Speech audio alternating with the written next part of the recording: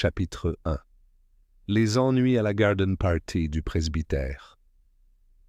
Le soleil de l'après-midi filtrait délicatement à travers les branches des châtaigniers qui bordaient la pelouse du presbytère, projetant des ombres tachetées sur les nappes et les chaises en osier blanc.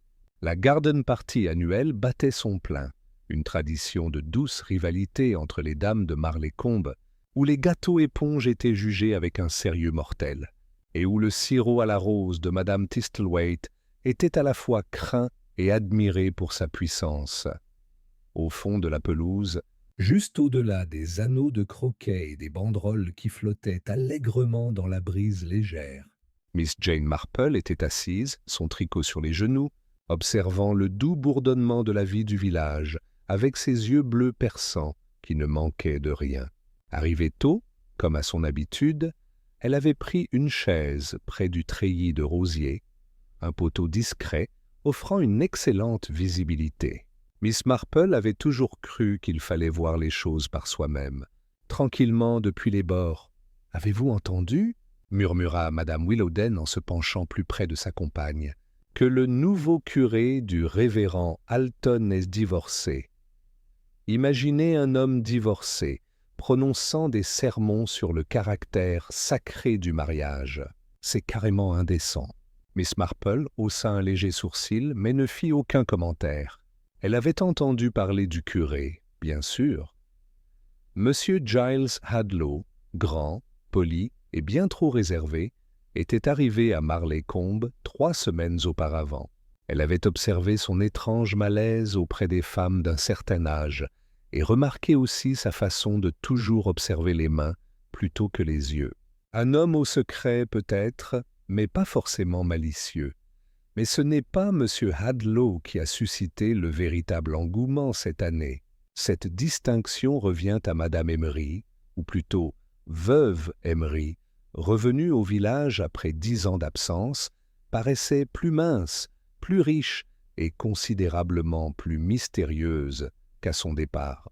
La rumeur courait qu'elle était allée en Italie, ou peut-être sur la Riviera, selon les sources. Son défunt mari, Arthur Emery, était mort à l'étranger, étrangement vite, murmuraient certains, et lui avait laissé une fortune considérable. Madame Emery tenait sa cour près de l'urne à thé, parlant avec le docteur Penrose, le médecin du village, et M. Félix Dean, l'avocat à la retraite dont les yeux s'attardèrent beaucoup trop longtemps sur son collier, un curieux médaillon en argent qui brillait étrangement au soleil. « C'est un chandelier », dit la petite Milly Longhurst en levant les yeux vers le collier. Elle avait peut-être 9 ans, était la fille de l'institutrice et n'avait aucune ruse. On dirait un chandelier, non? La main de Madame Emery se porta brusquement au pendentif, comme si elle avait été piquée, et pendant un instant, son attitude vacilla.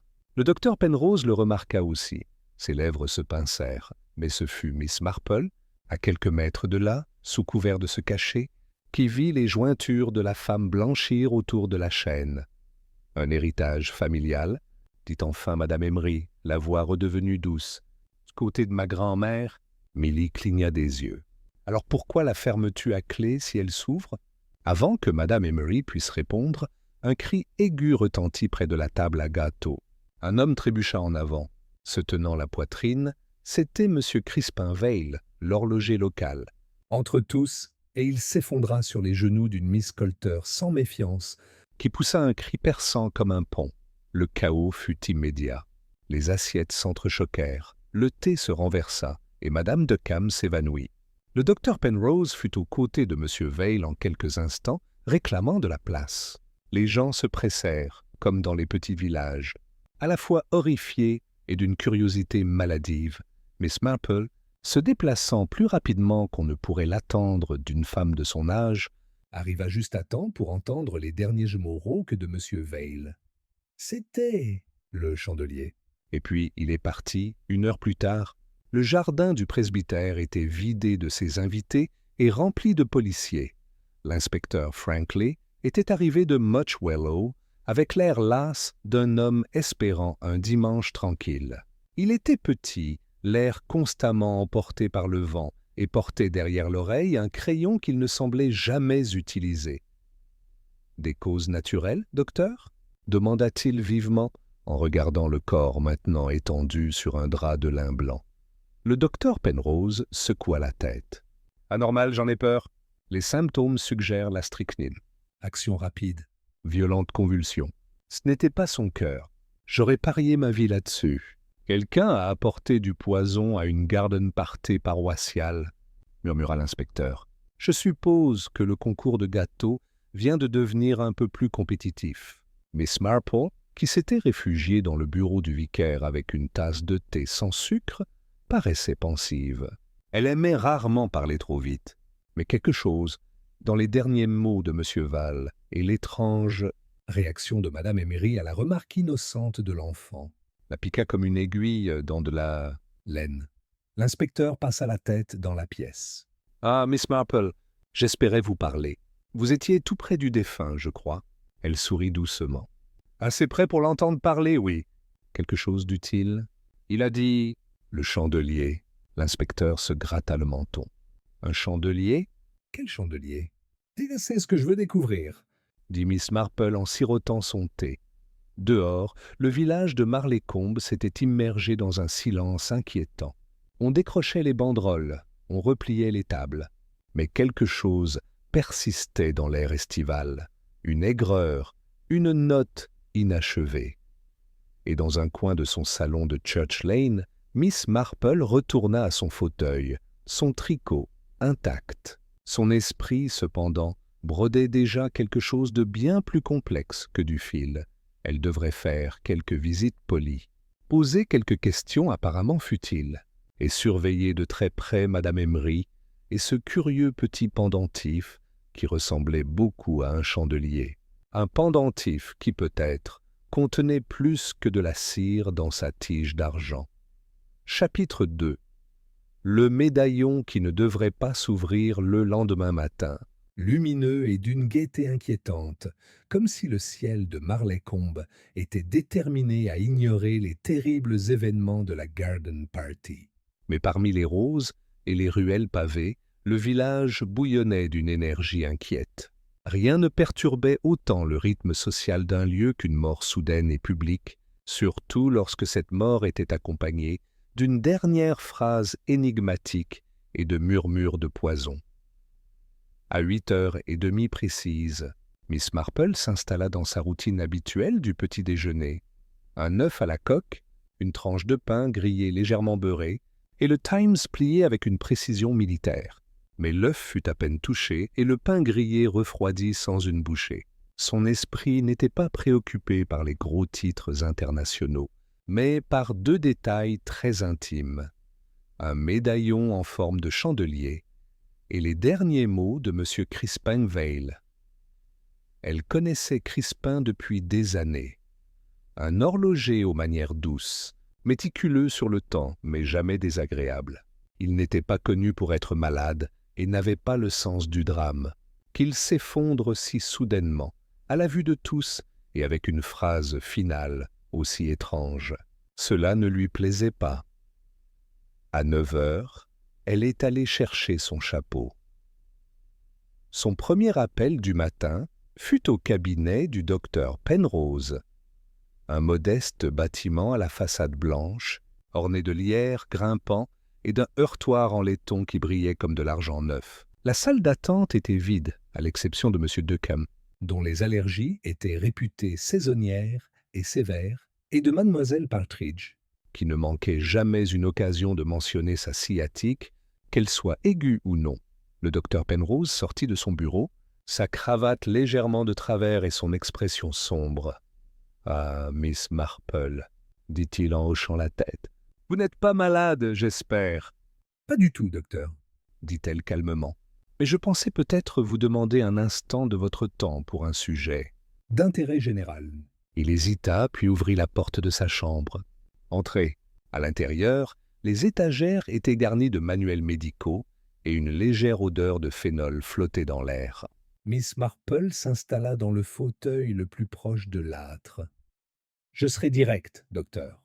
Vous étiez avec M. Vale à la fin. »« J'étais. Tu crois que c'était du poison ? » ?»« J'en suis presque certain.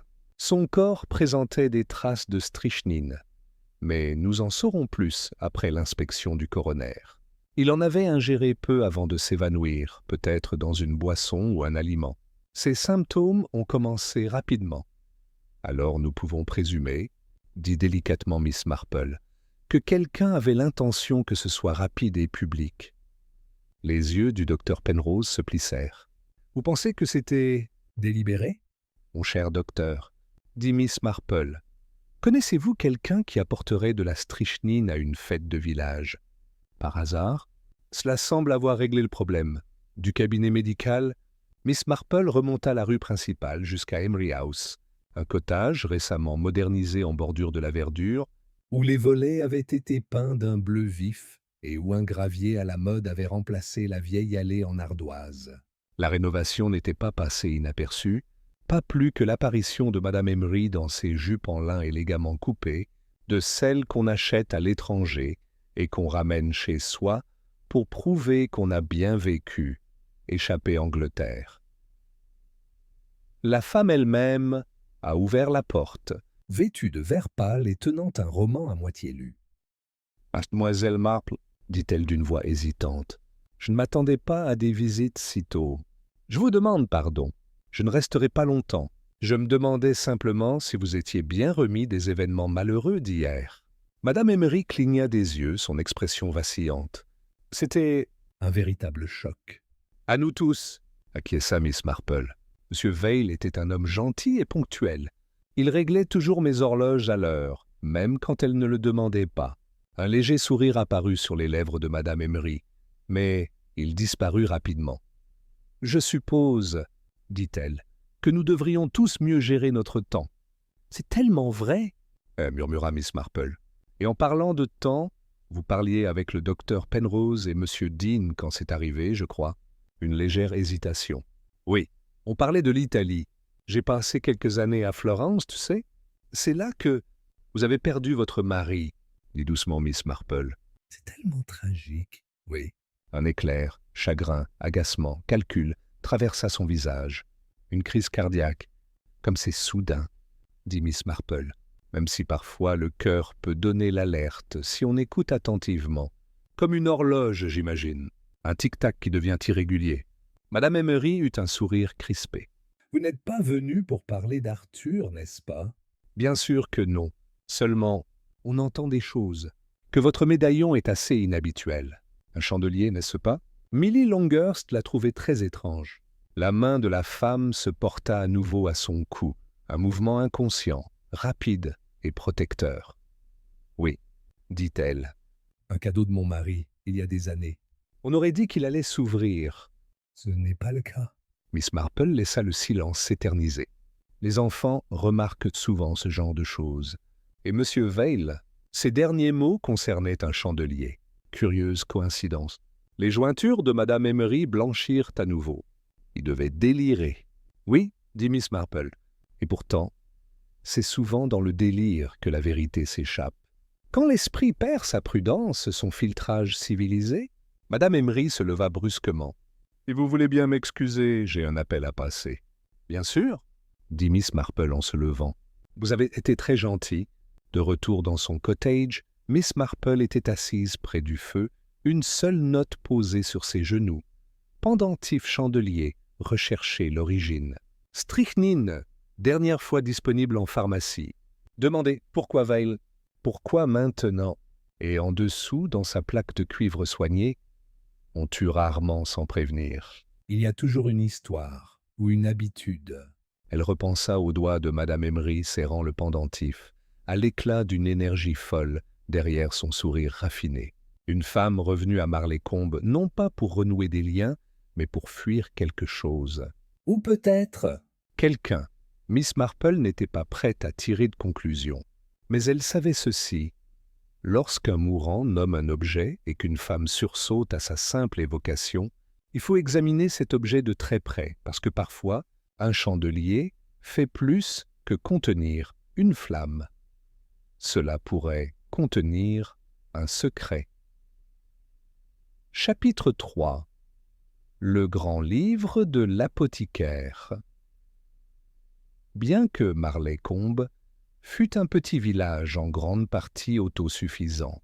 Il s'accrochait encore à quelques institutions très anciennes, le conseil paroissial, l'Institut des femmes et, bien sûr, l'apothicaire de Hargrave, une boutique étroite et grinçante nichée entre le bureau de poste et l'épicier, sentant légèrement la lavande, le camphre et quelque chose de plus astringent que Miss Marple ne pouvait jamais vraiment situer.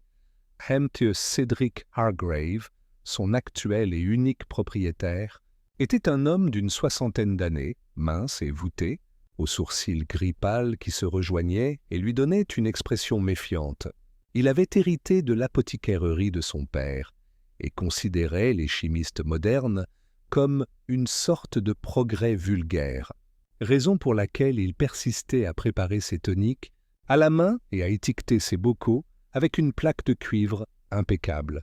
Miss Marple lui rendit visite à 10 heures précises le matin, suivant sa conversation avec Madame Emery, un moment où elle avait appris, grâce à de longues observations, à être suffisamment calme pour répondre aux questions, mais suffisamment tard pour que les ragots commencent leur tourbillon quotidien. Elle poussa la petite porte verte et pénétra dans la fraîcheur intérieure. Une minuscule cloche de cuivre tinta au-dessus de sa tête, et M. Hargrave leva les yeux de son mortier et de son pilon. « Ah, Miss Marple, un liniment au camphre? Ou vos sels de lavande habituels? »« Ni ce matin, dit-elle gentiment, bien que ta lavande soit toujours très apaisante. Non, je suis venu te poser quelques questions. Délicates. » Ses sourcils broussailleux se haussèrent d'un cran. À propos d'hier, sans doute. Tout le village est déjà en émoi. Pauvre Vail, je ne l'aurais jamais cru du genre dramatique. Moi non plus, acquiesça Miss Marple en s'approchant. Et pourtant, il était là, dramatique jusqu'au bout. Convulsions, derniers mots, et tout. J'imagine que le verdict du coroner est toujours en attente. Monsieur Hargrave hocha la tête. L'autopsie est prévue demain, je crois. Tout à fait. Mais le docteur Penrose soupçonne la présence de strychnine. Ce n'est pas un produit courant dans une maison, n'est-ce pas? Il plissa les yeux. Non, madame, ce n'est pas vrai. La strychnine est un alcaloïde mortel. On ne l'utilise plus ouvertement depuis des années. Une fois contre les rats, bien sûr, mais nous avons de meilleures solutions maintenant. C'est strictement réglementé. C'est pourquoi j'ai pensé à demander, dit-elle doucement, si quelqu'un dans le village a demandé ou acheté un composé qui pourrait, après examen, contenir une telle substance. M. Hargrave renifla. Vous me demandez de violer les confidences de mes clients, mademoiselle Marple. Pas du tout, répondit-elle d'une voix douce comme du beurre. Je demande simplement si rien. Quelque chose d'inhabituel a été porté à votre attention. Une chose vague et anonyme. Une curiosité. Il la regarda un instant, comme s'il se demandait si on pouvait lui confier les clés du royaume. Eh bien, dit-il enfin, il y a eu une enquête assez particulière il y a 3 semaines. Un jeune homme, pas du coin. Oh, un inconnu. Il m'a dit qu'il était de passage, cherchant quelque chose pour se calmer. Il m'a demandé précisément si j'avais des teintures de Nux vomica en stock. Nux vomica, répéta Miss Marple pensivement. La source de la strychnine, n'est-ce pas? Il hocha la tête d'un air sombre.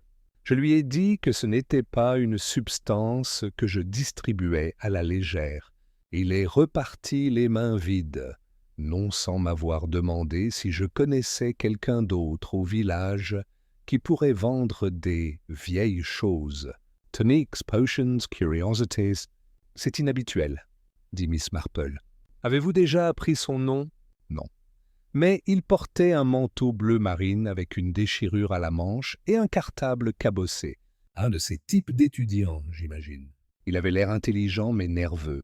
Miss Marple nota mentalement. Et dans vos archives, personne du coin? Aucune recette contenant de la strychnine? Même des traces? Monsieur Hargrave hésita, puis prit un mince volume relié en cuir sur l'étagère derrière lui. Il tourna quelques pages avec des doigts prudents et tachés d'encre, puis secoua la tête. Seulement de la valériane, de la passiflore et de la camomille, des plantes apaisantes. Rien de nocif. N'hésitez pas à regarder. J'ai une confiance absolue en votre jugement, dit-elle, même si elle jeta un bref coup d'œil à la page. L'écriture soignée de M. Hargrave détaillait chaque composé par son nom, son destinataire et son but. Il y avait quelque chose d'étrangement réconfortant là-dedans, l'ordre au milieu du chaos. Mais, ajouta-t-il soudainement, il y a autre chose. Oh, il y a 3 jours, j'ai reçu une livraison que j'ai faite pas commande. Miss Marple se pencha, son sac à tricot reposant légèrement sur le comptoir. Un petit colis, sans adresse de retour, contenait une fiole, sans étiquette, dans un contenant en verre foncé, et un mot. Il le récupéra sous le comptoir et le lui tendit. Le papier était fin et jauni, l'encre maculée. On pouvait y lire « Pour un sommeil paisible », à utiliser avec parcimonie. Il n'y avait pas de signature. Les doigts de Miss Marple effleurèrent le bord de la note. Et où est la fiole maintenant? Je l'ai envoyée au laboratoire du comté pour analyse, répondit Hargrave. Je ne prends aucun risque. Très sage, murmura Miss Marple. Elle se leva et enfila ses gants. Merci, monsieur Hargrave. Je ne vous retiendrai pas plus longtemps. Vous m'avez été d'une grande aide. Je n'aime pas les secrets dans ma boutique, dit-il d'un ton bourru, et j'aime encore moins le meurtre. Dehors, le soleil était plus haut dans le ciel, et le village s'animait au-delà de la routine.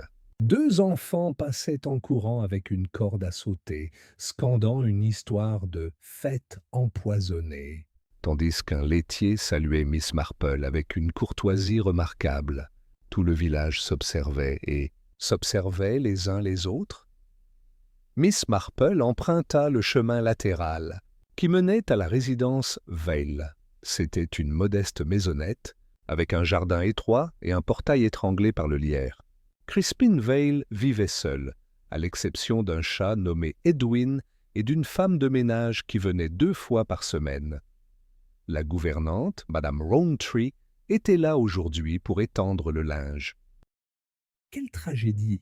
dit-elle en se tordant les mains dans son tablier. « Je ne l'ai vu que ce matin-là, et il semblait en pleine forme. Il a dit qu'il allait à la fête pour un gâteau au citron et discuter. Il n'a pas dit un mot sur son malaise. » Miss Marple hocha la tête avec sympathie. « A-t-il mentionné avoir rencontré quelqu'un en particulier ?»« Non, madame. » Il semblait préoccupé. « Pas vraiment nerveux, juste pensif. A-t-il reçu des visites récemment? Des lettres? Des livraisons? » Madame Rowntree semblait hésitante. « Une lettre est arrivée la semaine dernière. Un timbre étranger. Il n'en a pas parlé. Saurais-tu par hasard où il l'a gardée? » La gouvernante hésita. « Il y a un tiroir dans son bureau. Il y rangeait toutes ses affaires. Vous pouvez regarder, la police n'a encore rien pris. » À l'intérieur, Miss Marple trouva le bureau près de la fenêtre. Le tiroir était légèrement coincé, mais il se libéra en tirant dessus. À l'intérieur, il y avait 3 choses. Une lettre dans une enveloppe crème, oblitérée par Florence. Une 2e enveloppe, sans adresse, scellée à la cire rouge. Une petite clé en argent. Miss Marple approcha la clé de la lumière. Elle n'était pas plus grande qu'un dé à coudre, finement ouvragé et curieusement familière. Elle se souvenait du pendentif autour du cou de Madame Emery, un chandelier ouvert. Chapitre 4. La clé d'une vie verrouillée. Miss Marple resta un long moment debout dans le modeste salon de Crispin Vale, la petite clé en argent posée sur sa paume, comme un secret attendant d'être énoncé. Elle avait, comme elle l'avait soupçonné, exactement la taille et la forme qu'on pourrait s'attendre à trouver dans un compartiment secret. Quelque chose de délicat, personnel et rarement ouvert. Elle glissa délicatement la clé dans son sac à main, après l'avoir examinée à la recherche d'initiales ou de symboles. Il n'y en avait aucun. Une clé simple et élégante, mais pas si simple, compte tenu du pendentif étrange qui pendait au cou de Madame Emery. Un chandelier qui ne devrait pas s'ouvrir, et qui, peut-être, s'ouvrait. Il y avait aussi la lettre, oblitérée à Florence, avec le nom de M. Vale, écrit d'une écriture penchée et bouclée. Elle ne l'ouvrit pas. Ce serait pour les autorités. mais le cachet de la poste datait d'à peine 2 semaines. Curieux. La seconde enveloppe, en revanche, celle sans adresse et scellée à la cire rouge, n'avait ni cachet ni retour. Son papier était anglais, épais, cher. Il y avait une légère odeur de bergamote. Jetant un coup d'œil vers la cuisine pour s'assurer que Madame Rowntree s'occupait toujours de son linge, Mademoiselle Marple glissa la lettre dans son sac. Non pas pour la cacher, mais pour la protéger. L'inspecteur comprendrait le moment venu. Son contenu pourrait révéler des informations sur l'état d'esprit de M. Val, ou peut-être sur sa connaissance du passé, d'une certaine veuve. Elle sortit du cottage aussi silencieusement qu'elle y était entrée, le portail du jardin grinçant faiblement derrière elle. Et tandis qu'elle retournait vers la verdure, ses pas s'accélérèrent avec une certitude née d'une longue expérience. Les pièces du puzzle se mettaient en place. Elle ne distinguait pas encore clairement l'image, mais elle en sentait la forme émerger. De retour à son cottage de Church Lane, Miss Marple était assise dans le salon avec une tasse de Darjeeling léger et un biscuit au beurre. L'air sentait le chèvrefeuille et la cire d'abeille, et le tic-tac de l'horloge de la cheminée l'accompagnait tandis qu'elle révisait ce qu'elle avait appris. Observation 1. Le pendentif de Madame Emery avait la forme d'un chandelier, et elle était visiblement bouleversée lorsqu'on en parlait. Observation 2. M. Val est décédé subitement, en public, après avoir prononcé les mots « le chandelier ». Observation 3. Une clé, petite et précise, avait été retrouvée dans son tiroir privé, ainsi que des lettres laissant penser à une correspondance étrangère. Observation 4. Un jeune homme étrange s'était récemment renseigné auprès de l'apothicaire sur la noix vomique, un lien possible avec l'empoisonnement. Miss Marple ne croyait pas aux coïncidences. Dans les petits villages, les coïncidences étaient rares.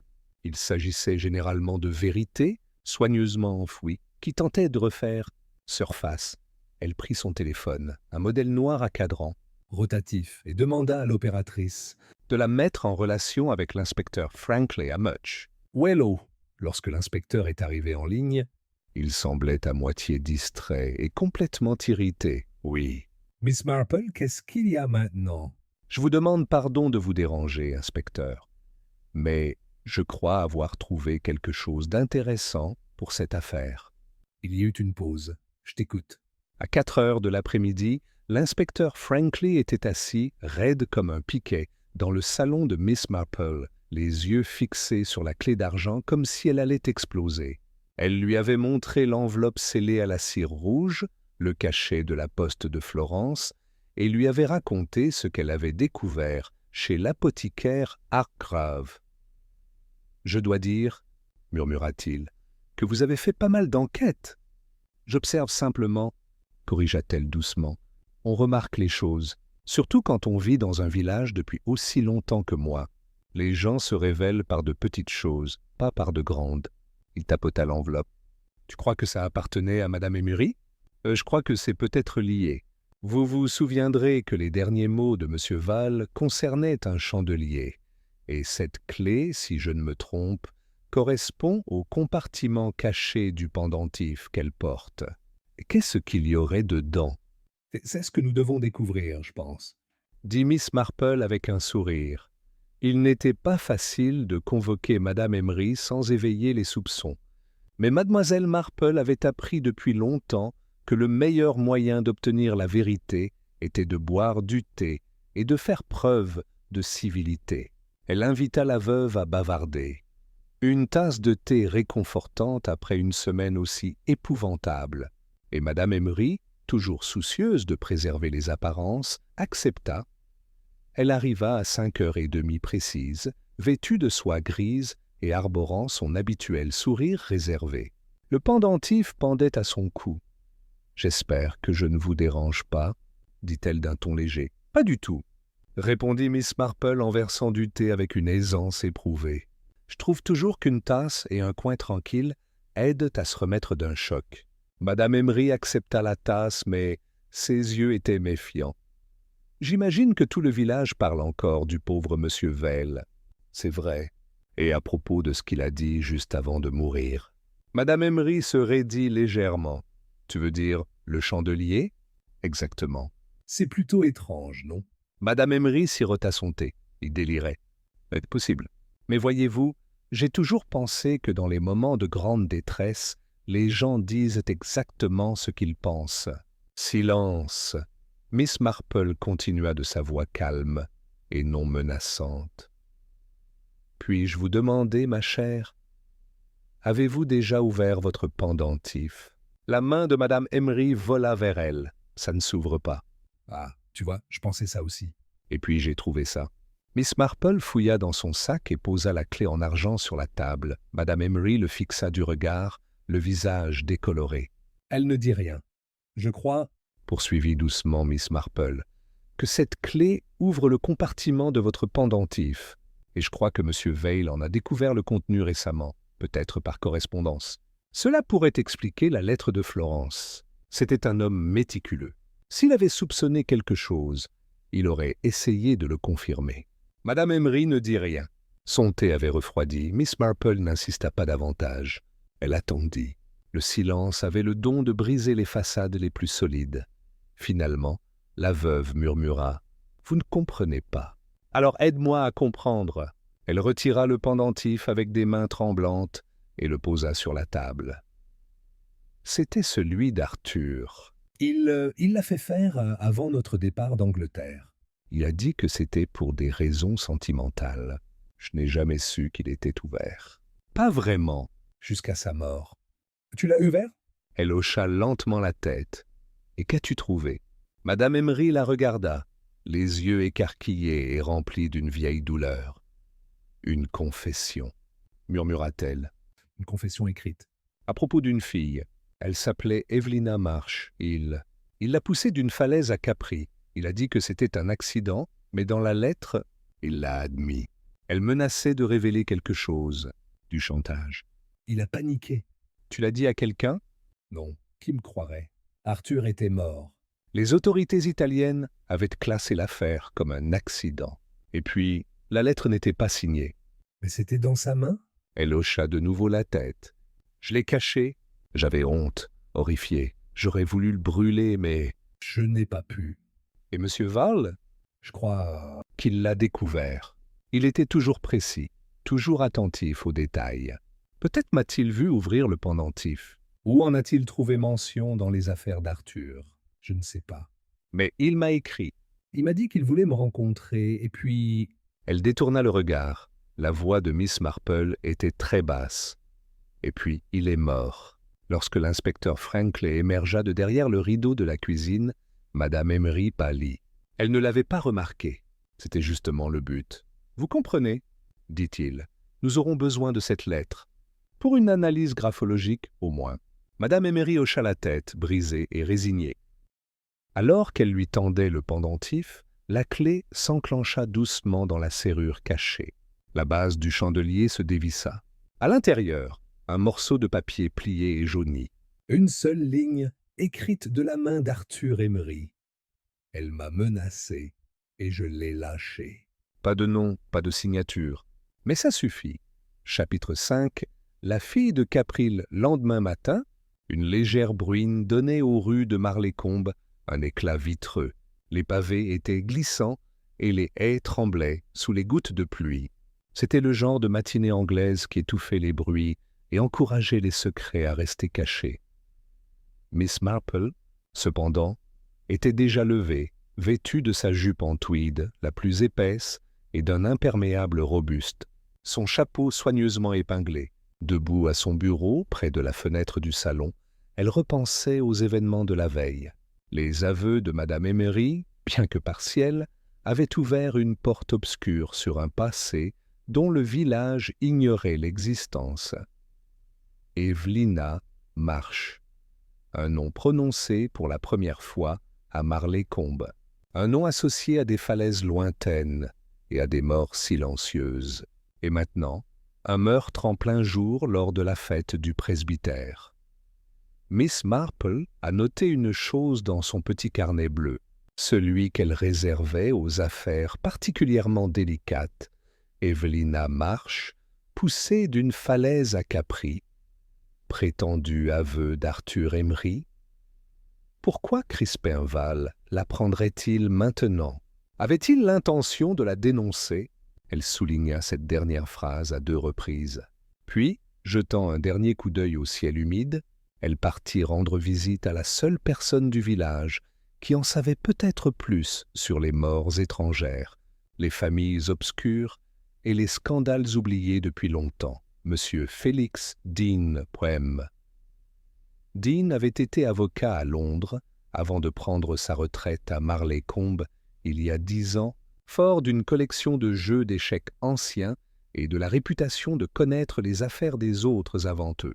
Il vivait dans une maison appelée Elmshade, qui, insistait-il, ne comportait aucun orme, mais beaucoup d'ombre pour éveiller les soupçons. Il ouvrit la porte avec son geste théâtral habituel.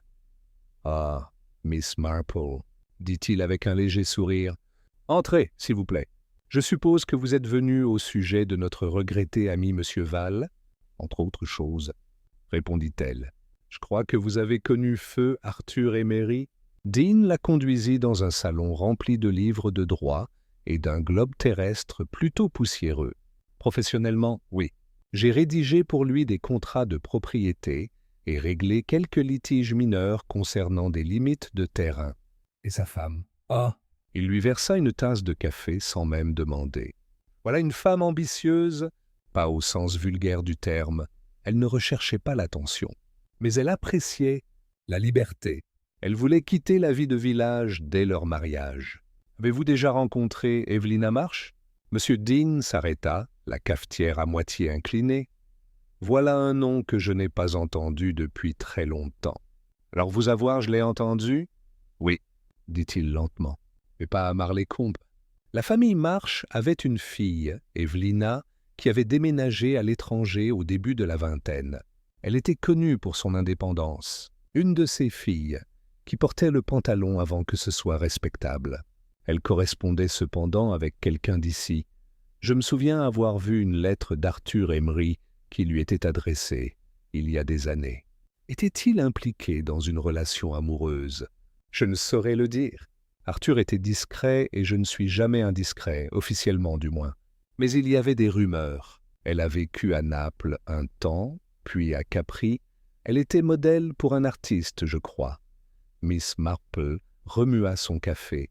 Il y a des raisons de croire que M. Emery l'a tuée, l'a poussée d'une falaise.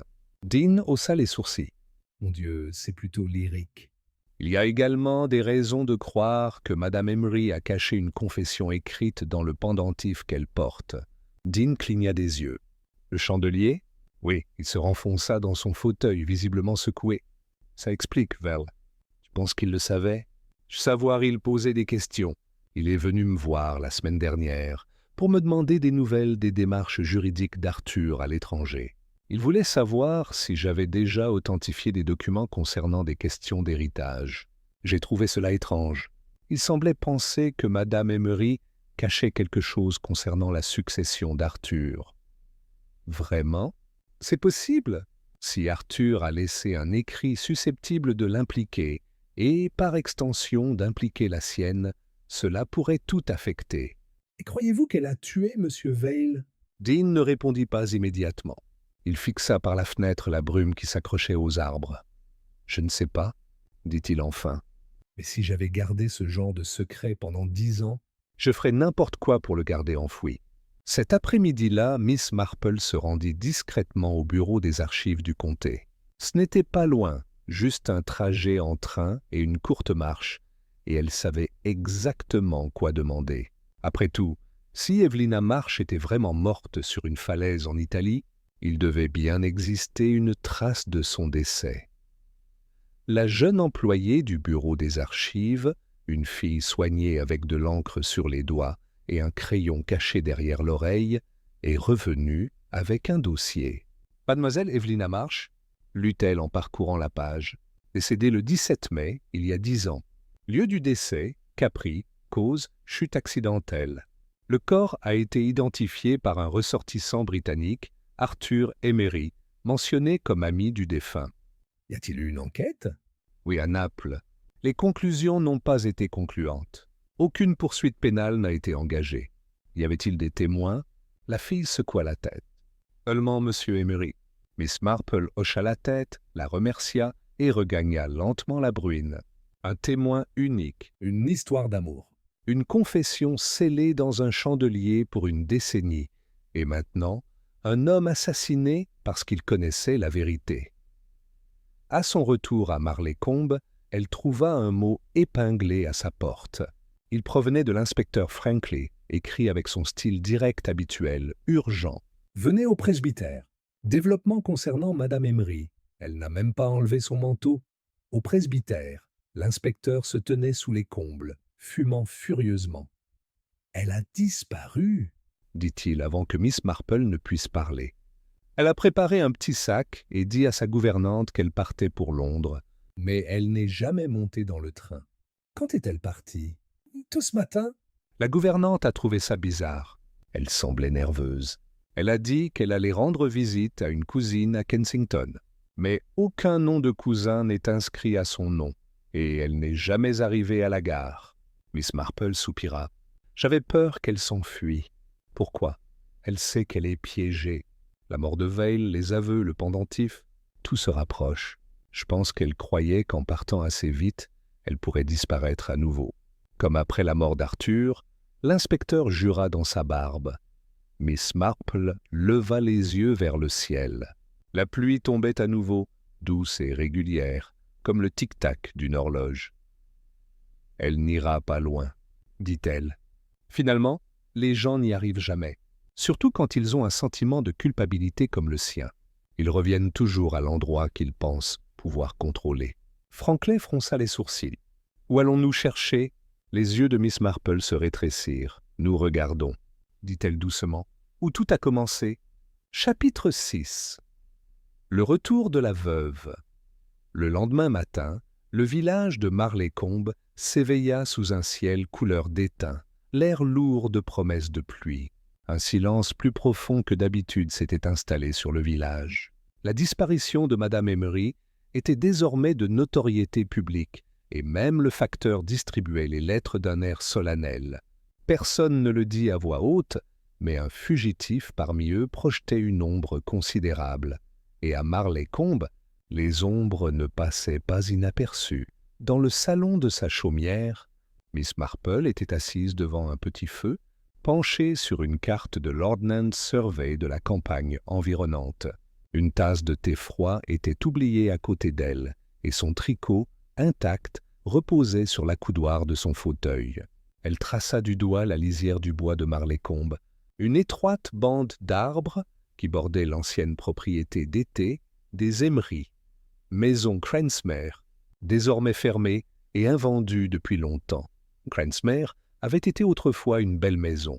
Arthur Emery l'avait héritée d'un oncle sans enfant et l'avait conservée comme un refuge, loin du village, un lieu de silence et de secret.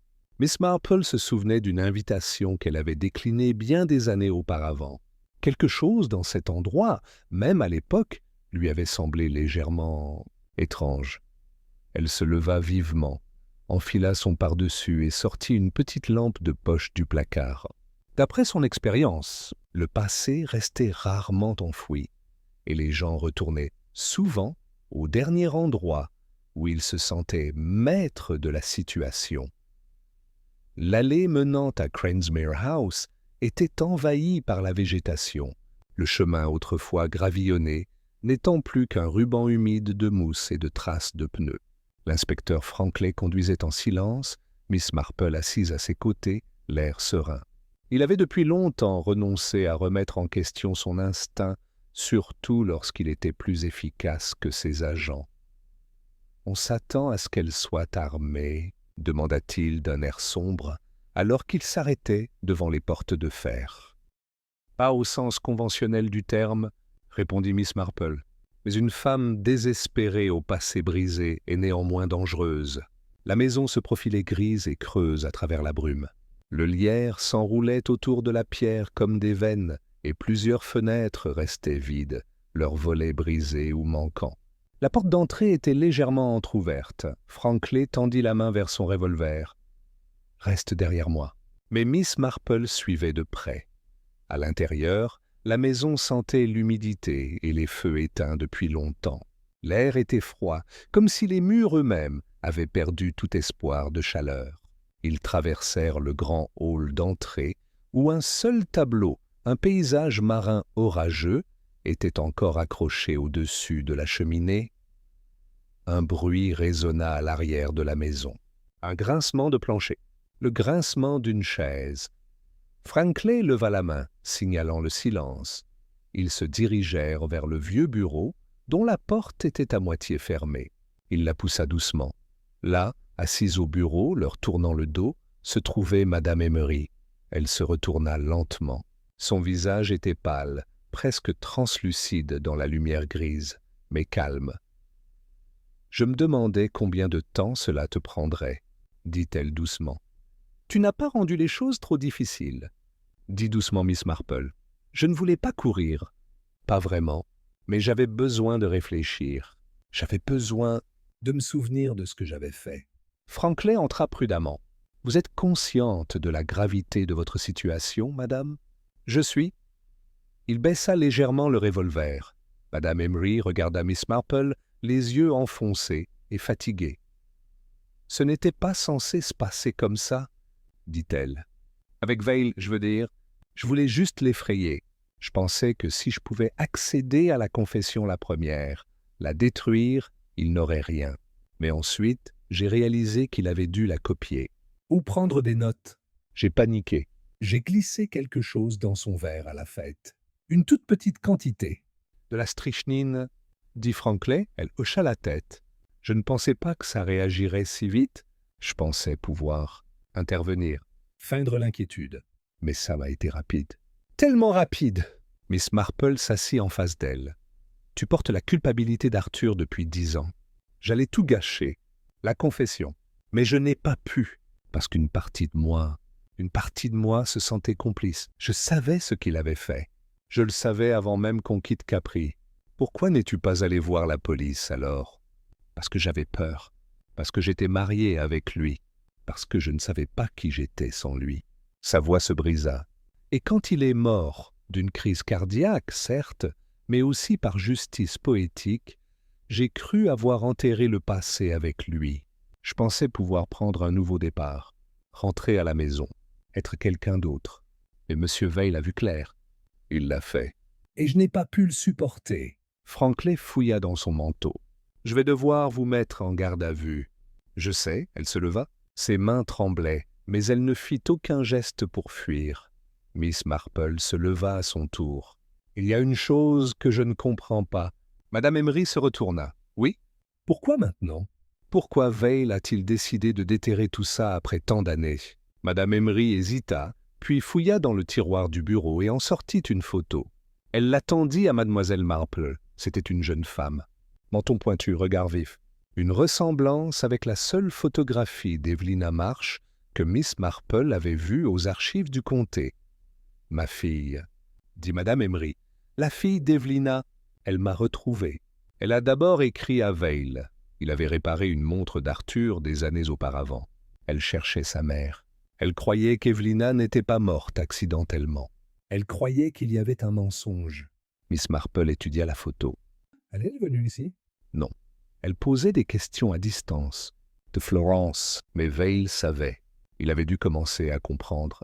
Franklin a demandé « Comment s'appelle-t-elle » ? « Helena Marsh. » Plus tard dans la soirée, de retour dans son salon, le feu allumé et l'orage enfin levé, Miss Marple songea à la fâcheuse habitude du passé de s'enraciner dans le présent. Une jeune femme en Italie à la recherche de sa mère. Une veuve hantée par le silence. Un homme qui aimait la vérité plus que sa propre sécurité. Elle regarda à nouveau la photo d'Helena, qui lui avait été passée avant que Madame Emery ne soit emmenée. Et quelque chose remua en elle. « Elle viendra, » dit doucement Miss Marple. « Un jour elle viendra dans ce village, et elle voudra connaître toute la vérité. Et quand elle le ferait, Marley Combe devrait trouver le courage de le dire. Chapitre 7. La fille qui posait trop de questions. Marley Combe avait une curieuse façon de serrer les rangs autour du scandale. Non par cruauté, mais par une volonté plus ancienne, plus tribale, comme si le village était un être vivant et que tout ce qui perturbait son rythme paisible devait être enterré sous un tas de compost et un oubli poli.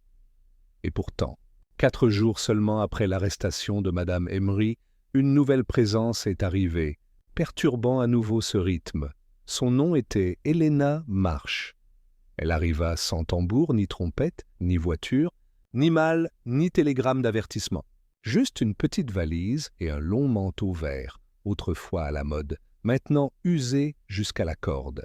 La jeune fille, et c'était encore une jeune fille à peine âgée de 23 ans, selon les estimations de Miss Marple, avait une démarche qui frappait les gens. Non pas par beauté, même si elle avait hérité d'une partie de l'élégance de sa mère, mais par détermination, elle n'errait pas, elle cherchait Miss. Marple la vit pour la première fois. Depuis la vitrine de l'épicier, M. Cartwell s'était arrêté à mi-cuisson d'une demi-livre de sucre lorsque la jeune fille passa. « Devant la vitrine, un étranger. » murmura-t-il. « Celui-là n'est pas d'ici, non ?» répondit Miss Marple d'un ton doux. « Mais je crois qu'elle recherche peut-être quelque chose que nous avons tous été plutôt incapables de lui offrir ces derniers temps, l'honnêteté. » À midi, Helena Marsh avait trouvé son chemin vers le presbytère. Le révérend Alton, doux et légèrement perplexe, lui offrit du thé, puis, un peu impuissant, envoya un message à Miss Marple. Il savait quand il était dépassé, et la jeune fille avait posé trop de questions en trop peu de temps pour qu'il puisse suivre. Lorsque Miss Marple arriva, elle trouva Helena debout dans le jardin de l'église, regardant les pierres tombales couvertes de lichen. « J'espérais qu'il y aurait quelque chose, » dit la fille sans se retourner. « Une sorte de marqueur. Mais je suppose que les secrets n'ont pas droit à des pierres tombales. » Miss Marple marchait à côté d'elle. « Helena, n'est-ce pas ?» La jeune fille se retourna. « Oui, et vous êtes Miss Marple. Le pasteur m'a dit de vous parler. J'imagine qu'il l'a fait. » Ils restèrent silencieux un moment, le vent jouant doucement avec les bords du manteau d'Helena. « Je sais que tu te demandes ce que je veux, » dit Helena, « je vais te le dire. »« Je veux la vérité. » »« Sur ma mère. »« Sur Evelina Marsh. » Miss Marple hocha la tête, l'air indéchiffrable. « Et qu'en savez-vous déjà ? Seulement qu'elle est morte à Capri quand j'étais bébé, qu'elle était seule, que mon acte de naissance ne mentionne pas de père. Ma famille italienne, le peu qu'il en reste, ne veut pas parler d'elle. Et quelqu'un m'a envoyé une lettre anonyme il y a 2 mois. Elle disait « Ta mère n'est pas tombée. Elle a été poussée. » « Renseigne-toi à Marley Combe. » Miss Marple cligna lentement des yeux. « Tu as toujours la lettre ?» ?»« Je fais. » Elle le sortit de la poche intérieure de son manteau, un petit carré de papier épais à l'écriture masculine et carrée. Il n'était pas signé, mais Miss Marple reconnut immédiatement le style. C'était celui de Crispin Vale. « Helena, » dit-elle prudemment, « tu dois comprendre que ce que je vais te dire n'est pas facile, et ce n'est pas entièrement prouvé. Mais je crois que c'est ce qui se rapproche le plus de la vérité. » La fille hocha la tête une fois, et ainsi, sous l'arche de pierre du jardin de l'église, tandis que les cloches sonnaient l'heure, Miss Marple lui dit, elle parla d'Arthur Emery, un homme assez intelligent pour dissimuler sa lâcheté sous son charme, d'Evelina, audacieuse et intrépide, qui avait menacé de le dénoncer, d'une lutte sur une falaise à Capri, et d'un homme qui avait plus tard avoué en secret, seulement après que son cœur eut commencé à lâcher, d'une veuve qui portait la culpabilité comme une seconde peau, et d'un horloger constant, méticuleux, qui s'était approché de trop près de la vérité. Helena écoutait, sans interruption, son visage indéchiffrable. Une fois cela fait, elle n'a posé qu'une seule question. Où est-elle maintenant ? Madame Emery ? En cellule de détention à Muchwello, En attente de l'enquête. Helena hocha la tête. J'aimerais lui parler. Miss Marple hésita. Vous n'êtes pas obligé. Je ne suis pas venu jusqu'ici pour les fantômes, interrompit doucement la jeune fille.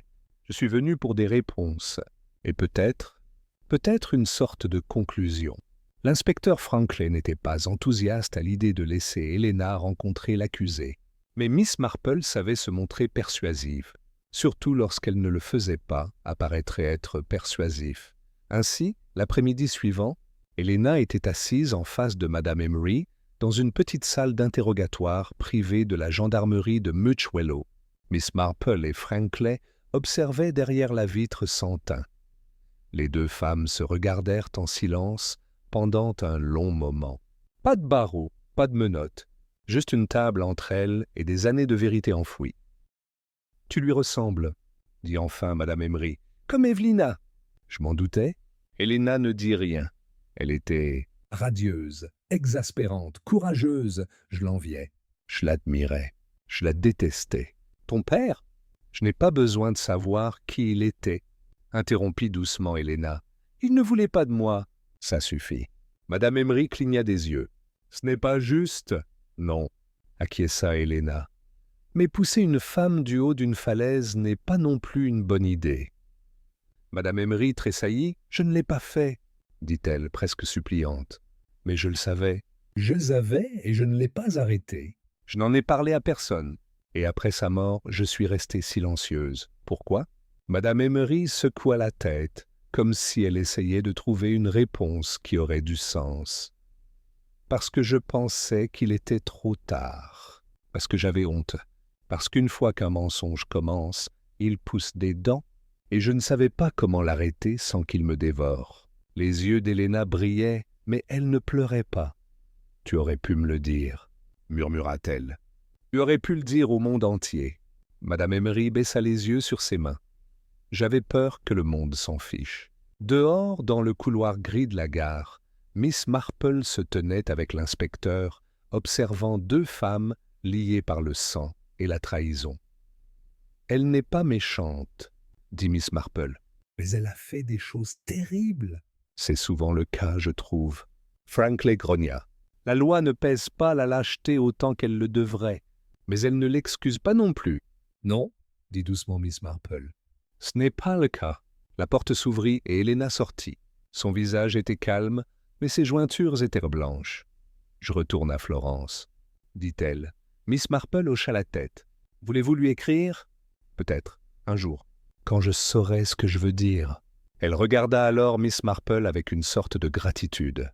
« Merci de m'avoir rendu ma mère, même si ce n'est qu'une histoire. C'est toujours mieux que le silence. » Ce soir-là, Miss Marple retourna à son cottage et ouvrit une dernière fois son carnet sous la douce lumière de sa lampe de lecture. Elle a écrit « La vérité, lorsqu'elle arrive enfin, apporte rarement la paix, mais elle apporte la clarté, et cela suffit peut-être. » Elle ferma le carnet, croisa les mains sur ses genoux et écouta le tic-tac silencieux de l'horloge de la cheminée.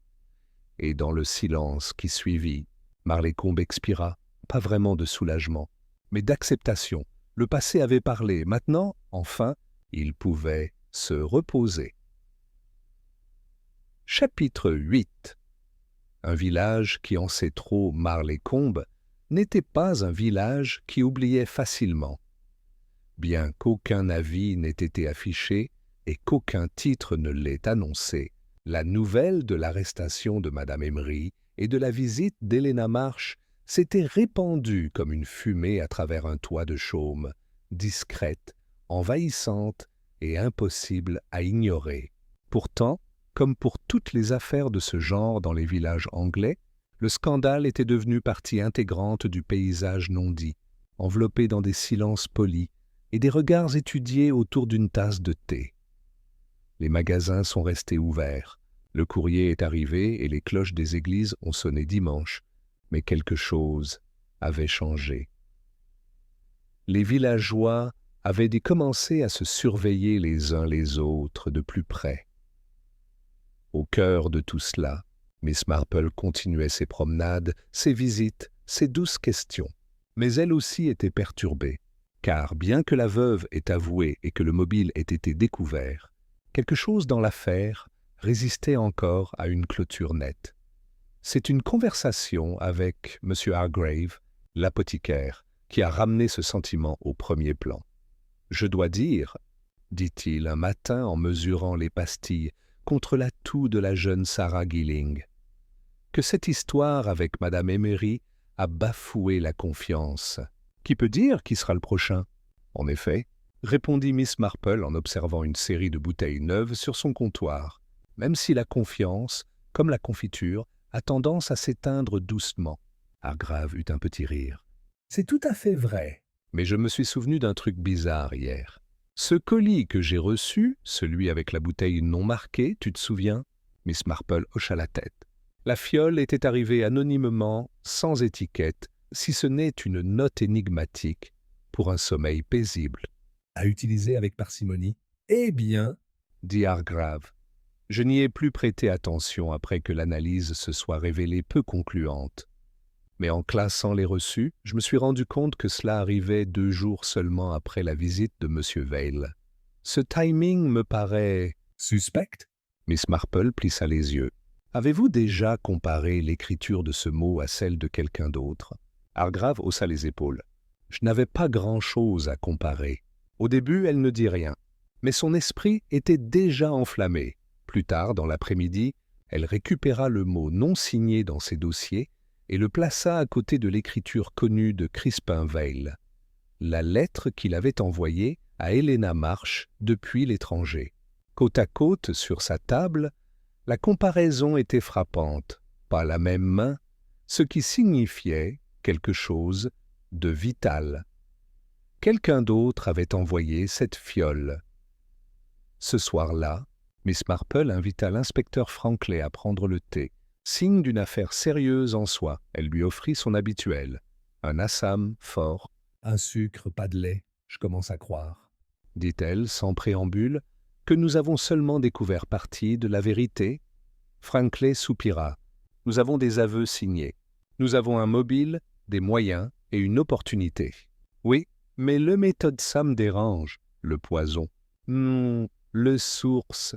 Elle lui a parlé de la différence d'écriture et du souvenir qu'avait Hargrave du colis.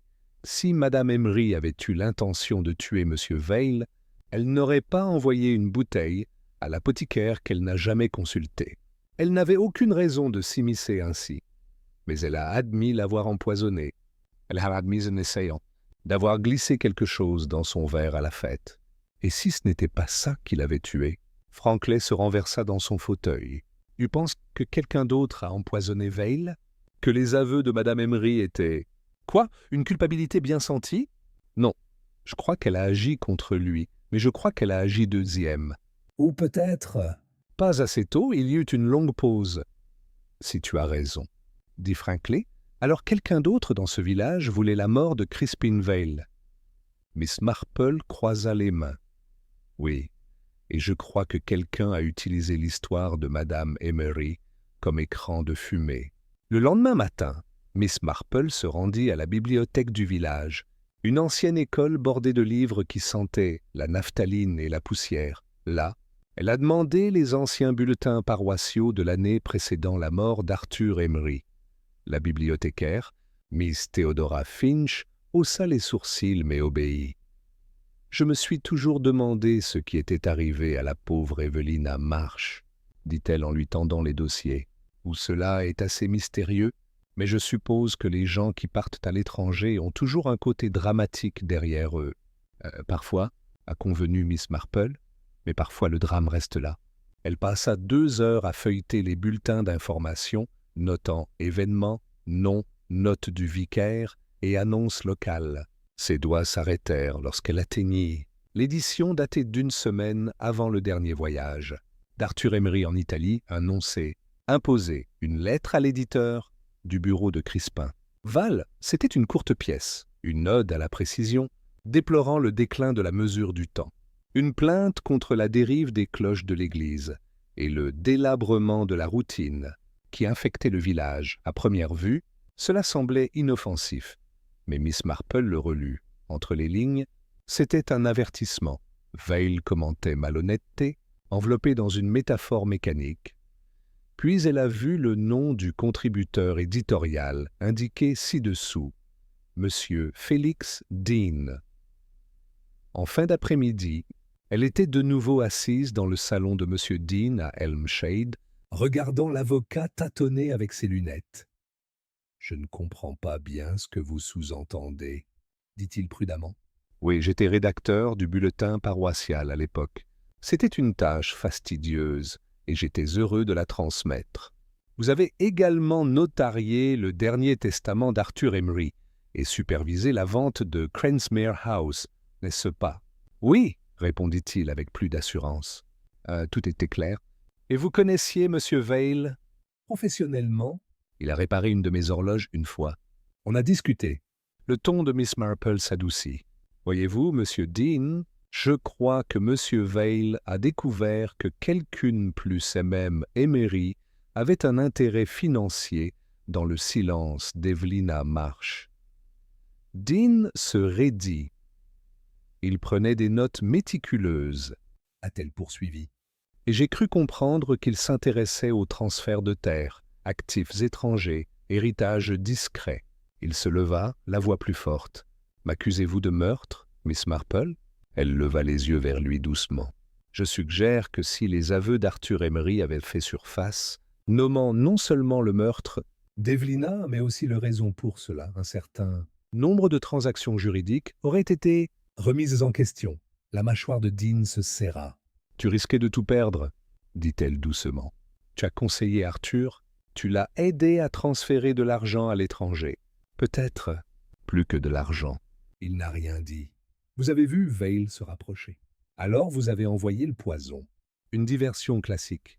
Laissez Madame Emery prendre la responsabilité. Elle avait un mobile? Elle se sentait coupable. Mais ce n'est pas elle qui l'a tué, Monsieur Dean. C'est vous. Le silence qui suivit fut assourdissant. Finalement, Dean murmura « Il allait me détruire. » Bon, dit Miss Marple en se levant. Il allait te révéler toi. Ce n'est pas pareil. Ce soir-là, l'inspecteur Frankley a placé Monsieur Dean en garde à vue. Il n'y a pas eu de lutte, aucun déni. Juste un vieil homme aux yeux fatigués. Disant doucement. Je n'avais jamais voulu que ça aille aussi loin. Miss Marple regardait depuis sa fenêtre tandis qu'il l'emmenait. Elle ne souriait pas. Il n'y avait rien de satisfaisant là-dedans. Juste la confirmation silencieuse que même dans le village le plus calme, le danger revêtait parfois le visage le plus respectable. Chapitre 9. 2 tombes dans le jardin-île. Il y a quelque chose de particulièrement envoûtant dans un jardin de village en début de soirée, celui qui plonge non pas dans la nuit, mais dans le silence. Les ombres s'allongent, les haies s'assombrissent et les sentiers familiers semblent se déplacer subtilement sous nos pieds. À Marlécombe, les jardins étaient des sanctuaires privés, fièrement entretenus, farouchement défendus et parfois, comme Miss Marple l'avait appris, des lieux idéaux pour semer des secrets et les laisser pousser tranquillement.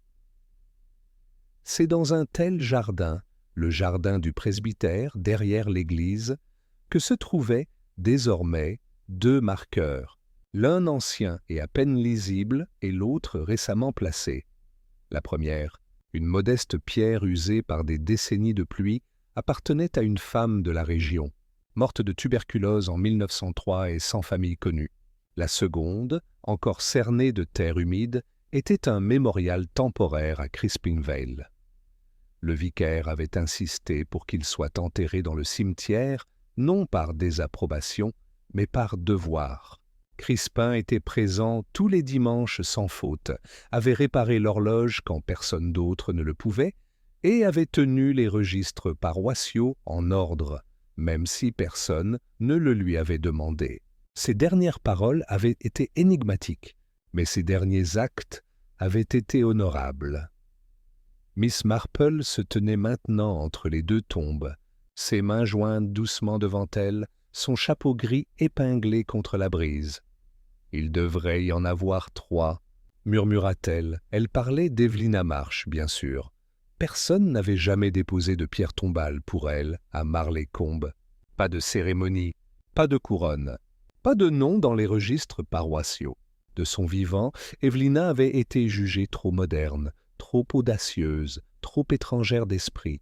Et dans la mort, elle avait été discrètement effacée, d'abord par le faux témoignage d'Arthur Emery, puis par la préférence du village pour le silence. Mais plus maintenant, pas après ça. Miss Marple franchit le portail latéral de l'église et se dirigea vers l'arrière du presbytère, où le révérend Alton inspectait la petite serre. Il leva les yeux avec sursaut à son approche. « Ah, Miss Marple, je ne vous ai pas entendu. Vous vous approchez furtivement d'un homme dans ses propres panais, c'est ça ?» Elle sourit faiblement. « Seulement si les panais ont besoin de confession, révérend. » Il rigola nerveusement.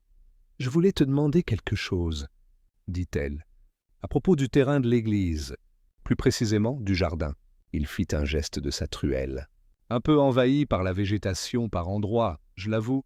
Madame Pym est partie l'automne dernier, et la nouvelle n'est pas très friande de liserons. Je ne parlais pas des mauvaises herbes. Le vicaire avait l'air confus, je me demandais, » dit prudemment Miss Marple. « Si vous vous souveniez si Arthur Emery avait jamais fait des dons à l'église, des dons importants, de son vivant ou peu après sa mort, eh bien, dit le vicaire en s'essuyant les mains, il a bien payé le nouveau toit de la sacristie il y a quelques années, et je crois qu'une somme a été versée pour la réparation des murs du cimetière. » A-t-il précisé d'où devait provenir l'argent? Non, pas exactement. Mais maintenant que tu le dis, je me souviens qu'il avait insisté pour que les ouvriers évitent de creuser près de la parcelle sud. Il prétendait que cela perturbait les racines du vieux chêne. C'est un peu bizarre. Il n'y avait pas de chêne là-bas. L'expression de Miss Marple s'est affinée. Pas de chêne. Le vicaire secoua la tête. Pas de montant. Juste un coin de terre sauvage, des orties et du chevreuil. Puis-je le voir? La limite sud du cimetière était la moins entretenue. Le sol était légèrement pentu, l'herbe poussait en touffes indisciplinées et un fouillis de haies s'étendait depuis la propriété voisine. Au fond, à peine visible depuis le chemin principal, se trouvait un creux qui, aux yeux exercés de Miss Marple, ressemblait étrangement à une tombe engloutie. Elle s'accroupit doucement à côté, effleurant la mousse de ses doigts gantés. « Il fut un temps, » dit-elle doucement, « où les gens croyaient que le passé pouvait être enterré dans le même sol où poussaient les roses et la vertu. » Elle se redressa lentement, mais ça revient toujours, surtout quand on l'arrose de mensonges. Le lendemain midi, une équipe du bureau de police scientifique du comté fut dépêchée à Marley-Combe, à la demande discrète de l'inspecteur Franklin. Officiellement, l'église était en cours de restauration paysagère. Officieusement, des bêches creusaient un terrain qui n'avait pas été touché depuis des années. Il a fallu moins d'1 heure pour le trouver. Un ensemble d'os. Superficiel. Léger. Les restes étaient incomplets, mais reconnaissables, un squelette humain, depuis longtemps réduit à de pâles fragments et à des restes de tissu. Un petit médaillon brisé se trouvait dans la terre, terni, mais contenant encore une photographie fissurée. Une jeune femme de profil, Evelyn Miss Marple, l'a immédiatement identifiée. Ce n'étaient pas les falaises, dit-elle doucement à Franklin, tandis qu'ils surplombèrent le site. Cette histoire était trop poétique pour un homme comme Arthur, trop risquée, trop publique. Il l'a tuée ici. Probablement avec du poison. Il y avait accès grâce à son ami avocat. Puis il l'a déplacé, dit Franklin d'un ton sombre. Il a ramené son corps d'Italie? Non, répondit Miss Marple. Je crois qu'elle n'a jamais quitté l'Angleterre. Ce soir-là, autour d'un thé, elle expliqua la théorie à Franklin et Helena Marsh, qui étaient restées à Marley-Combe plus longtemps que prévu. « Helena, dit doucement Miss Marple, je crois que ta mère est rentrée en Angleterre en secret, peut-être pour affronter Arthur, peut-être pour te voir une dernière fois. Quelle qu'en soit la raison, il l'a de nouveau perçue comme une menace et a mis fin à ses jours ici. Il a ensuite annoncé aux autorités italiennes qu'elle était tombée à l'étranger. Ça aurait été facile, personne, pas de témoin. Juste une lettre et une chronologie inventée. Franklin hocha la tête d'un air sombre. Nous allons procéder à des analyses médico-légales sur les restes. Mais je n'ai aucun doute. La chronologie est cohérente. Et maintenant, nous savons pourquoi Emery a payé si généreusement le toit de la sacristie. C'était pour payer son silence, pour acheter de l'intimité autour de ce terrain. Helena resta assise, très immobile. « Elle est morte ici », murmura-t-elle. « Pas sous un ciel inconnu. » Ni sur des falaises, ni sur des rivages. Juste ici, là où personne n'a pensé à regarder. Elle s'est été réduite au silence, l'a déclaré Miss Marple, par un homme qui croyait que les secrets étaient plus en sécurité sous terre. Helena cligna des yeux. « Et tu l'as trouvée ?»« Non. » corrigea Miss Marple. Toihan posant des questions qui n'avaient pas été posées depuis des décennies.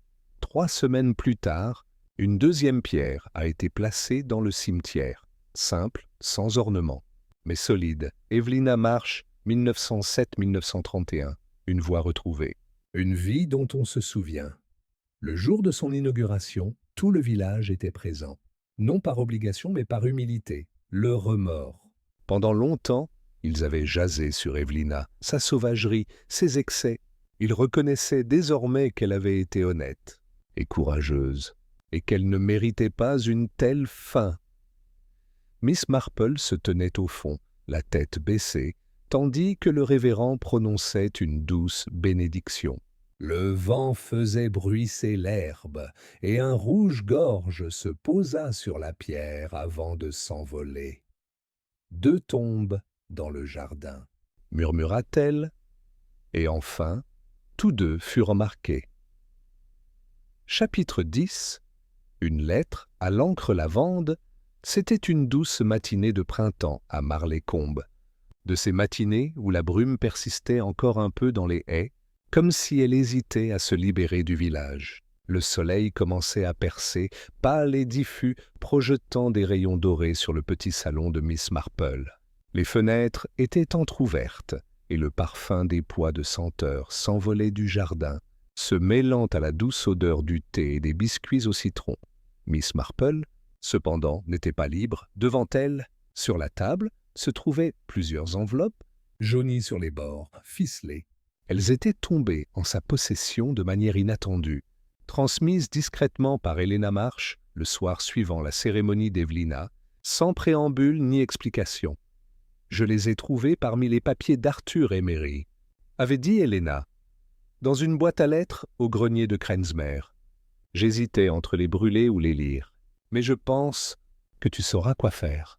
Miss Marple avait promis de les parcourir lentement et attentivement, et maintenant, d'une main ferme, elle lisait le 4e de la liasse. C'était écrit à l'encre lavande. L'écriture était plus lâche que celle d'Arthur, comme si elle avait été écrite à la hâte. Le papier était froissé et taché dans un coin. Ma très chère E, tu dois comprendre, je n'ai jamais voulu que les choses aillent si loin. Tu m'as fait peur. Je n'ai jamais connu quelqu'un qui ait pu me percer à jour aussi complètement, et je t'en ai voulu. Mais aussi... Miss Marple s'arrêta, les lèvres légèrement pincées. Mais moi aussi. La phrase s'est arrêtée. Un trait la barré. Puis est venu le paragraphe suivant. Si tu insistes pour retourner en Angleterre, nous devons nous rencontrer discrètement. Je ne te laisserai pas débarquer au village avec des accusations. Pense à Helena, pense à la vie qu'elle pourrait encore avoir. Retrouve-moi à Krensmer, seul, n'écris plus. La lettre n'était pas signée. Mais elle n'en avait pas besoin. Le ton était celui d'Arthur Emery de bout en bout, désespéré, autoritaire et conscient de ses pertes. Miss Marple le posa doucement et attrapa l'enveloppe suivante. Mais avant qu'elle puisse l'ouvrir, on frappa à la porte. C'était l'inspecteur Franklin, l'air légèrement plus débraillé que d'habitude et arborant une expression qui mêlait le devoir à un léger malaise. « Excusez-moi pour l'intrusion, mademoiselle Marple, » dit-il en ôtant son chapeau. « Je suis venu pour l'analyse graphologique. De la note envoyée à Hargrave, demanda-t-elle en lui faisant signe de s'asseoir. C'est celui-là, c'est concluant. Le colis de poison ne venait pas de Vail, ni de Madame Emery. Alors qui? Franklin fouilla dans son manteau et lui tendit une photographie. Elle montrait une page d'un registre paroissial, une note écrite en marge, à côté d'une dépense pour la réparation du clocher. L'écriture correspondait exactement à la note. « Félix Dean », dit doucement Miss Marple. Oui, il utilisait le rondin du clocher comme bloc-notes personnel. Une habitude. Il n'y avait même pas pensé quand on l'a retiré. Mais c'est une correspondance parfaite. Alors, dit-elle en joignant les mains, c'est Dean qui a empoisonné Vail, pas Madame Emery. Franklin hocha la tête. Le dossier contre elle s'effondre. Elle pourrait encore être accusée de dissimulation de preuves, mais le meurtre lui-même, c'était Dean depuis le début. Miss Marple lui versa une tasse de thé. Et les actifs étrangers, nous les avons retrouvés. Dean a aidé Arthur Emery à faire passer de l'argent à l'étranger en utilisant une identité de procuration. Lorsqu'Evelina a menacé de tout révéler, la fraude financière, la liaison, l'enfant, Dean a vu sa carrière et sa fortune en jeu. Il a contribué à dissimuler le meurtre et a veillé à ce que le corps d'Evelina soit caché dans l'enceinte de l'église. Il sirota son thé et ajouta « Et des années plus tard, lorsque Vail commença à fouiller dans de vieux documents financiers, Dean vit le passé surgir du sol. » Miss Marple hocha la tête. « Il a donc tué Vail pour se protéger et a laissé croire au village et à Madame Emery qu'elle était coupable. » Franklin se pencha en arrière. « Un homme comme ça peut passer sa vie à paraître convenable. Parce que, dit Miss Marple, il sait exactement quel masque le village acceptera. » Cet après-midi-là, Helena retourna au cottage de Miss Marple. Elle avait l'air différente, plus sereine, d'une certaine manière. Le poids de l'inconnu s'était évacué de ses yeux. « J'ai entendu dire que les charges contre Madame Emery pourraient être abandonnées. » A-t-elle déclaré? En effet. L'inspecteur estime qu'un avertissement formel pourrait suffire. Elle coopère désormais. Elle a même commencé à parler ouvertement d'Evelina. Helena hocha la tête. Elle a eu tort de cacher la vérité. « Oui » acquiesça Miss Marple. « Mais parfois, on se cache non pas pour se protéger, mais pour protéger le peu qu'il reste de quelqu'un d'autre. » Elle fit un geste vers la pile de lettres. « J'en ai lu la plupart. Il dresse un tableau complexe. Arthur était bien des choses, égoïste, manipulateur, effrayé, mais il n'était pas à l'abri des regrets. » Helena regarda la lettre non ouverte au sommet de la pile. « Je ne suis pas sûre de vouloir les lire. »« Tu n'es pas obligé. » Il y eut une longue pause. « Je veux laisser quelque chose derrière moi, » dit Helena. « Quelque chose pour elle. Pour Evelina. Un mémorial? Pas juste une pierre. Une histoire. » Son histoire. La vraie. Les yeux de Miss Marple pétillèrent. « Alors je te suggère de commencer par l'encre lavande. » Au cours des semaines suivantes, la vie à Marleycombe reprit son rythme lent. La maison Crensmere a été vendue et son contenu a été discrètement vidé. Madame Emery, bien que n'ayant jamais été pleinement accueillie dans la société, fut revue dans le village, plus calme maintenant, plus pâle, s'occupant des tombes dans le cimetière avec des mains gantées et une tête baissée. Helena partit pour Florence, sa valise plus pleine qu'à son arrivée, bien qu'elle ait laissé les lettres sous la garde de Miss Marple. Et dans la bibliothèque paroissiale, un nouveau don est apparu, un livre mince relié en toile verte, gaufré en or. La confession du chandelier, mémoire de vérité et de silence. Par Helena Marsh. Miss Marple l'a trouvée rangée, entre traditions et légendes locales, et recettes de guerre pour la table du village. Elle sourit en lisant l'inscription. Pour ceux qui ont enterré la vérité et pour ceux qui l'ont déterrée à nouveau.